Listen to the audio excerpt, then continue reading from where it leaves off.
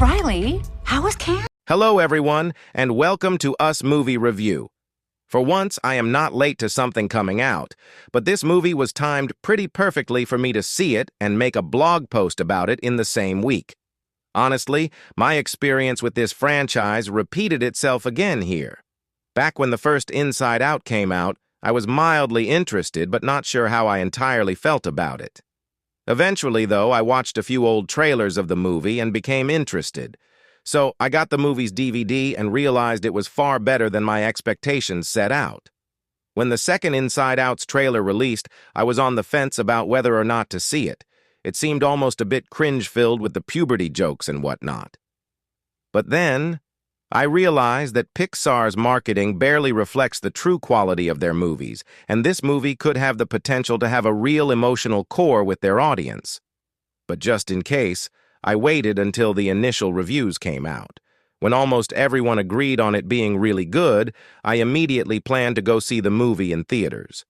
Now I have, and I don't regret it in the slightest.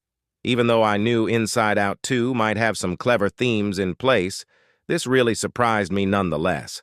I'm so impressed with how it turned out, and I think it's one of the best Pixar sequels out there.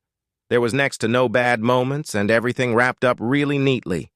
Let's go into a little more detail, shall we? Also, no spoilers here, especially because I want people to see it. Go see it as soon as possible, I demand you. First, a very simple synopsis, one that people can probably get from just watching a trailer or two. Riley's a teenager now and everything's great, except not really, because puberty starts. Everything gets wrecked and 4 emotions suddenly appear: anxiety, envy, embarrassment, and ennui, boredom. Also technically nostalgia, but she's only used for a quick gag. The new emotions eventually decide, however, that the old emotions aren't needed anymore and banishes them from headquarters.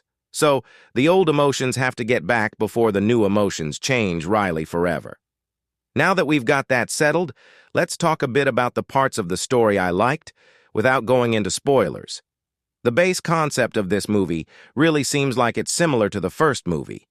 It does certainly hold some elements from the first, but this movie also knows how to tackle fresh topics, places, and conflicts. There are less unique places this time around, though of course there's the occasional location centered around a pun. Classic Inside Out humor. For the most part, this movie is focused around the characters rather than the places. It makes this work pretty well. Speaking of, the characters are much better this time around, especially the more background ones. Anger, fear, and disgust did not have much to do in the first movie, mostly feeling like the afterthought. Here, they do much more, and most of them feel layered.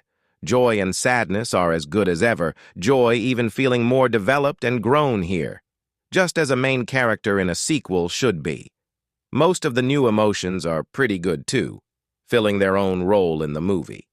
Envy and ennui left a little to be desired, but they were pretty much always meant to be anxiety's supporters.